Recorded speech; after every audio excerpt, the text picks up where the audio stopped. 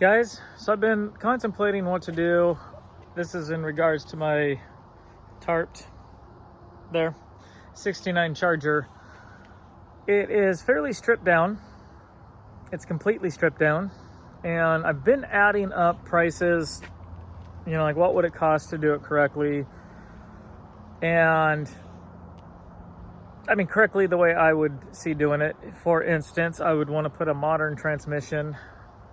Just that can cost you $6,000, you know, with the bell housing and all the bells and whistles, adding the hump, adding the pedal linkage, everything.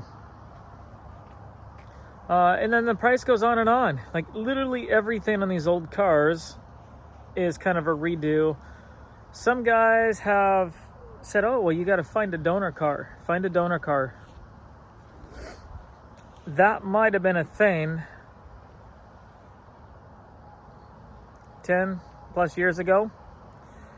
I don't really look at that as a option today.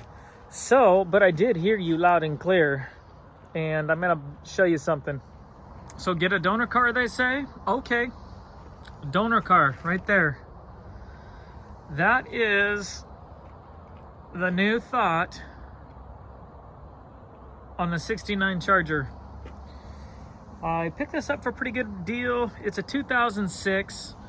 It's got the 5.7 Hemi. I haven't measured them. I believe those are 20-inch rims, wheels. And yeah. So this thought came to me, and literally 6 hours later, I had this sitting in my driveway. So now I didn't give it much thought, but I do know one thing. It has disc brakes all the way around. It has much better suspension front and back than my 69. This has a longer wheelbase from center rim to center rim. This is about 2.5 inches longer. It's about 4 to 5 inches wider of a wheelbase. It already has a Hemi motor. It already has a 5-speed transmission. And I know people are gonna pick it and slice it and dice it and, oh, you know, those transmissions are garbage, they're this, they're that, or I wouldn't do this, I wouldn't do that. This is about budget, guys. This is about budget. This car, I probably paid for this car what it would have cost me just to get the transmission for the Charger. That is not rebuilding my old 383 for the Charger, and I'm not even sure that it's rebuildable. It's got some pretty good rust in it.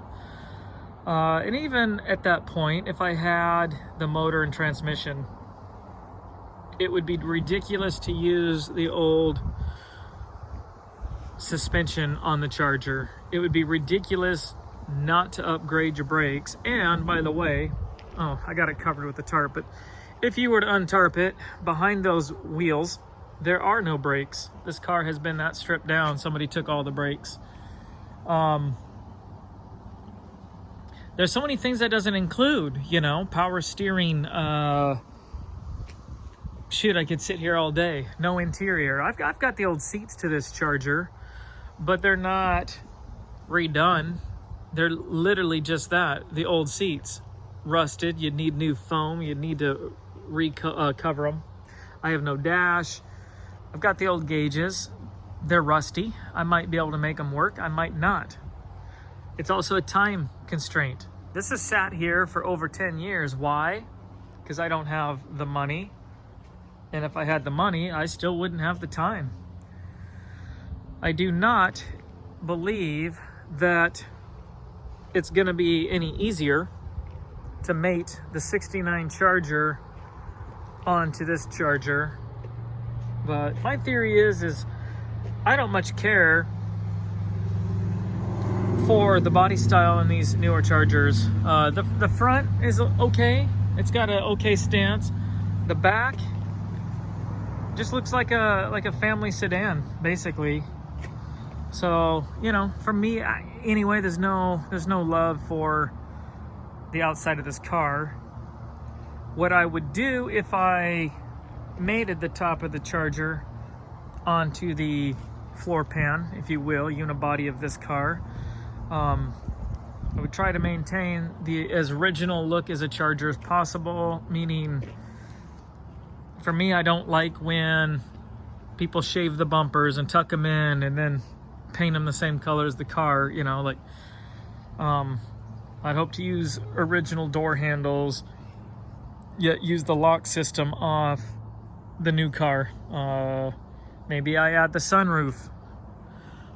But from a design standpoint, and this is kind of where I'm getting with this, from a design standpoint, I'm gonna turn this camera around so you're not looking at a blue tarp. There we go. From a design standpoint, I bought this car, the one that's tarped, to originally do, I was gonna do the General Lee. I grew up watching the General Lee. It was always a goal of mine to have a General Lee. Then once I got the car, I don't want to just make another General Lee. The General Lee is an awesome, awesome design. It's an awesome car. Perhaps it can never even be outdone, but that's somebody else's car. It's sort of like people who sit there and repaint the Mona Lisa. It does nothing to repaint it. You know, that's what the original's for. That's what the original painter is known for. You're just a copy. And that's okay. I'm not putting down those who copy. I can still appreciate it from a work standpoint. But, yeah, it's like the General Mayhem. I love that car too. I've got a General Mayhem shirt. And guys already are copying that car. That's fine, but it's not me. It's not what I would choose to do. I want to see what I can come up with, even if it's worse, guys. And one of the things that's always bothered me is these old cars are huge. And to me, it's always looked kind of funny, especially in modern times, to still see them running on 14, 15-inch rims. I think it looks kind of, I don't know. It'd be like a giant wearing tiny little shoes. So I do like the bigger rims in a way, if done correctly. I've seen some of the newer cars, guys putting 20s under their Chargers, but then they're cutting the wheel wells out so that you can see the whole, you know, like a modern car, see that whole rim. I don't like that either. Or they're not lowering them down. Don't like that either. I guess what I would shoot for is something not slam down, but something low, like my modern, the 2006 Charger. Its floor is 6 inches off, you know, from the floor pan underneath, 6 inches from there to ground. Whereas my old Charger, it's a foot. So, and I don't like cars that have rake, meaning the backs are a little bit higher, kind of slope down, maybe smaller rims in the front. I don't like that look either. So for me, I'm thinking the only way this might look like what I'm shooting for is to drop it down, try to get that 6-inch ride height, try to get some of the rim covered up by the wheel well. Which probably means widening slightly, but to me, I like that look where they're giving these cars kind of a meaner stance. So, and I know a lot of guys are. This is nothing new. The swap has been done, and everybody who does it slightly, seems differently.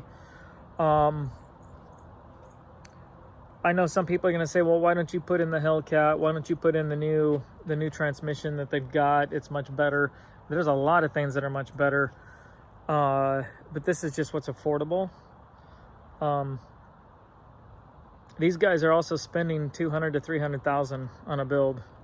So don't have that, and I won't have it, which is why it's still sitting under a tarp. So for me, I'm just not getting anywhere in the car. So for me, I'm thinking, hey, get the donor. It's got everything.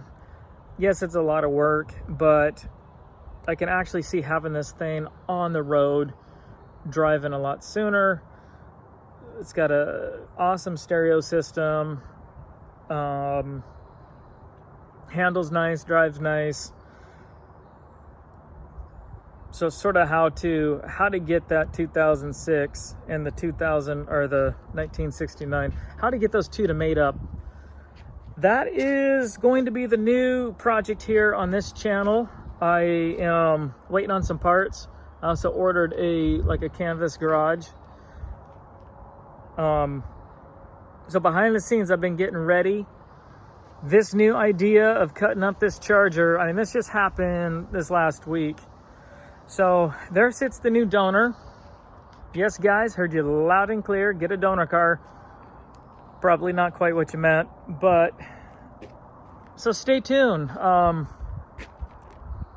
There again, you're gonna see this done. You know, it's not gonna be how-to videos. It might be things that I run into, little updates on where I'm at. But remind you, I don't have a shop. I don't have all that shop equipment. I don't have an endless budget, and I don't have all the cool tools, benders, that kind of stuff. So we're gonna see, because I believe it can be done by an average individual, and I believe it can be done with minimal tools. So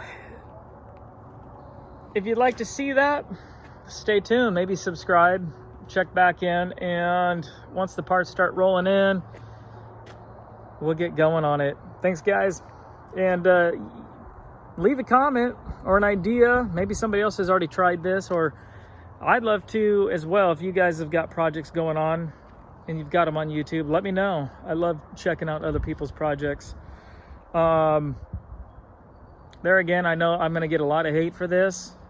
Guys like to go on other guys' channels and they might give them a thumbs down just because they don't like the rim choice. Whatever floats your boat. I'm not that way. I can appreciate anything that anybody chooses to do. As long as you wake up in the morning and you choose to do something, there's a value in that. So right on, guys. Yeah, this is gonna be interesting.